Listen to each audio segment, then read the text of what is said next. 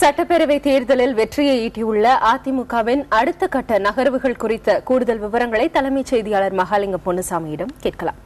மகாலிங்கம், தமிழக சட்டப்பேரவை தேர்தலில் வெற்றி பெற்று மீண்டும் ஆட்சி அமைக்கிறது அதிமுக. இந்த தருணத்தில் மீண்டும் முதலமைச்சராக ஜெயலலிதா எப்போது பதவியேற்க உள்ளார்னு எதிர்பார்க்கப்படுது?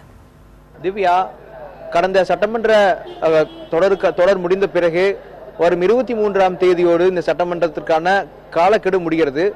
அதற்கு முன்பாகவே பதவியேற்க வேண்டிய ஒரு சூழ்நிலையில் ஜெயலலிதா இருக்கிறார். எனவே 23ஆம் தேதிக்கு முன்பாகவே பதவியேற்பு விழா என்பது நடைபெற வேண்டும் என்ற ஒரு நெருக்கடி இருக்கிறதை பார்க்க முடிகிறது. அதற்கு முன்பாக நாளை மாலையிலே சென்னையில் இருக்கக்கூடிய மிக முக்கியமான தலைவருடைய சிலைகளுக்கு ஜெயலலிதா நேரில் சென்று மலர் வளையம் வைத்த மரியாதை செலுத்தியிருக்கிறார் என்ற ஒரு தகவல் கிடைத்திருக்கிறது. அது முடிந்த பிறகு நாளை மாலை அல்லது அடுத்த நாள் காலையில் அதிமுக வெற்றி பெற்ற அதிமுக எம்எல்ஏக்களுடைய கூட்டம் நடைபெற இருக்கிறது. அந்த கூட்டத்தில் முறையாக ஜெயலலிதாவை முதலமைச்சராக தேர்ந்தெடுப்பார்கள். அதற்கு பிறகு அந்த கடிதம் கவர்னர் அலுவலகத்திற்கு கொண்டு செல்லப்பட்டு முறையாக கொடுப்பார் ஜெயலலிதா என்று ஒரு தகவல் சொல்லப்பட்டிருக்கிறது. அதற்கு பிறகு கவர்னர் ஒரு குறிப்பிட்ட தேதியை குறிப்பிட்டு இந்த தேதியில் நீங்கள் முதல்வராக பதவியேற்கலாம் என்ற ஒரு அழைப்பை விடுப்பார். இதுதான் இன்னும் 2 தினங்களில் நடக்க இருப்ப நிகழ்வாக அதிமுக தரப்பில் சொல்லப்பட்டிருக்கிறது.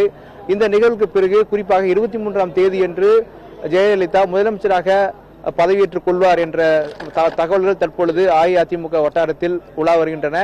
ஆனாலும் இதுவரைக்கும் அவர் எப்போது பதவியேற்றுக் கொள்வார் என்ற தகவல் அதிகாரப்பூர்வமாக வெளியிடப்படவில்லை.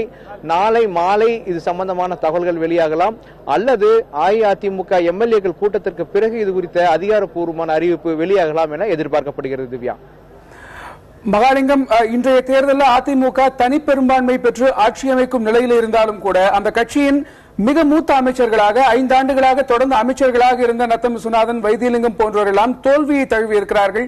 இந்த கட்டத்தில் அந்த கட்சியில் அடுத்த கட்ட பலம் வாய்ந்த தலைவர்களாக வரக்கூடிய வாய்ப்புகள் யாருக்கு இருக்கிறது? தொண்டர்கள் என்ன பேசிக்கிறாங்க அதை பத்தி? தொண்டர்கள் பொறுத்த வரைக்கும் கிட்டத்தட்ட எம்ஜிஆருக்கு பிறகு மீண்டும் அஇஅதிமுக தொடர்ந்து 2வது முறையாக ஆளும் கட்சியாக வந்திருப்பதை ஒரு வரலாற்று சாதனையாகவே சொல்லிக் கொள்கிறார்கள். நம்மோடு இருக்கும் அஇஅதிமுக தொண்டர்கள் மத்தியில் பேசலாம். இந்த வெற்றியை நீங்க எப்படி பாக்குறீங்க? நாங்க தமிழ்நாடு அண்ணாவினுடைய மூச்சு தமிழ்நாடினுடைய மூச்சு அம்மாவினுடைய திட்டங்கள் அத்தனையுமே ஏழை எளிய மக்களுக்கு போய் சேருது. இது வரைக்கும் அந்த மாதிரி ஒரு அம்மா உணவுன்னு போட்டு வறந்தவரை வாழ வைக்கும் தமிழ்நாடுன்றத அது அம்மா இன்னும் பண்ணிட்டு இருக்காங்க. அவங்களுடைய செயல்பாடு ஒவ்வொன்றுமே நாட்டை பத்தியும் தேசத்தை பத்தியும் இருக்கு. ஆனா இந்த வெள்ளத்தை பத்தி எல்லாரும் சிலர் எதிர்கட்சிகள் எல்லாரும் பேசுறாங்க. அதுல அவங்க தவற விட்டாங்கன்னு சொல்றாங்க. அது அவங்க தவற விடல, அதிகாரி மட்டத்தில் சிலது தவற விட்ட விஷயம். அது அந்த விஷயத்துக்கோசரம் அம்மா வருத்தப்படுறாங்க, அதை சார்ந்தவங்க எல்லாருமே வருத்தப்படுறாங்க. அந்த நிகழ்ச்சி எதிர்பாராத விதமா நடந்திருந்தாலும் இந்த வெற்றியை பத்தி பேசுவோம். இந்த வெற்றி இப்போ அடுத்த கட்டமா எப்படி எடுக்க போறாங்க? ஏற்கனவே பல்வேறு வாக்குறுதிகள் கொடுத்திருக்காங்க, அதெல்லாம் நிறைவேற்றுவாங்க. அதாவது அம்மா வாக்குறுதி கொடுத்திருக்காங்க. அந்த 100 யூனிட் கரண்ட் எல்லாருக்கும் இலவசம் சொல்லியிருக்காங்க. அது முற்றிலும் 100 யூனிட் கொடுக்கலனாலும் பரவாயில்ல, 50 யூனிட் தமிழ்நாடு முழுக்க எந்த ஒரு மூலையிலையும் கரண்ட் இல்லாத கிராமமே இருக்கக்கூடாது. ஏழ்மைன்ற அதனால ஒளி இல்லாம அண்ணா அன்று சொன்னார் ஒளி ஏற்றி வைக்கணும்னு. அந்த கரண்ட் இல்லாத வீடே எங்கேயும் இருக்கக்கூடாது கிராமத்தில். இன்னும் கூட வடக்கே பார்த்தா இருக்கு, அந்த மாதிரி கிராமம்லாம் வடக்கே நிறைய இருக்கு. ஆனா தமிழ்நாடு முழுக்க எங்கேயுமே கரண்ட் இல்லாம வீடு இருக்கக்கூடாது, கஷ்டம் சொல்லக்கூடாது அப்படின்னு சொல்லிட்டு அவங்க 100 யூனிட் கொடுக்கல. அதை சொல்ல எதிர்கட்சி 2வது முறையை அதிமுக தொடர்ந்து ஜெயிச்சிருக்கு. அதை நீங்க எப்படி பாக்குறீங்க? அதுக்கு வெற்றி மக்களால் நான் மக்களுக்காகவே நான் என்று அம்மாவின் ஆணை தமிழக மக்கள் நிறைவேற்றி விட்டனர். அதுதான் சொல்லணும். நிறைய பேர் எதிர்பார்க்காத வெற்றி அப்படின்னு சொன்னாங்க. மக்களுக்காகவே நான் வாழ்கிறேன் அப்படின்னு சொன்னாங்க.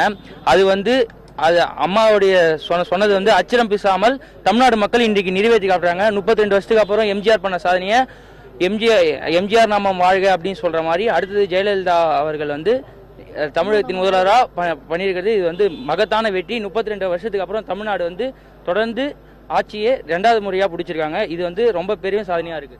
நீங்கள் நேரடியாக கேட்டிருக்கலாம். இங்குள்ள தொண்டர்கள் மிகவும் உணர்ச்சிகரமாக பேசிக் கொண்டிருக்கிறார்கள். காலை முதலே சாரை வந்திருந்தார்கள். பல்வேறு வகையிலான கொண்டாட்டங்கள் இருந்ததை பார்க்க முடிகிறது. தற்பொழுதுதான் கொண்டாட்டங்கள் சற்று ஓய்ந்து இருப்பதையும் நாம் சொல்ல வேண்டியது இருக்கிறது. எனவே மிகுந்த உற்சாகத்தோடு இருக்கிறார்கள். அடுத்த கட்டமாக ஆட்சி பீடத்தில் அமரப்போவது எப்போது, அடுத்து அமைச்சர்கள் யார் வரப்போகிறார்கள், யாரெல்லாம் முக்கிய பதவிக்கு வரப்போகிறார்கள், இப்படி கட்சி நிர்வாகிகள் மத்தியிலே பல்வேறு தகவல்கள் பரவி கொண்டிருப்பதை நாம் பார்க்க முடிகிறது.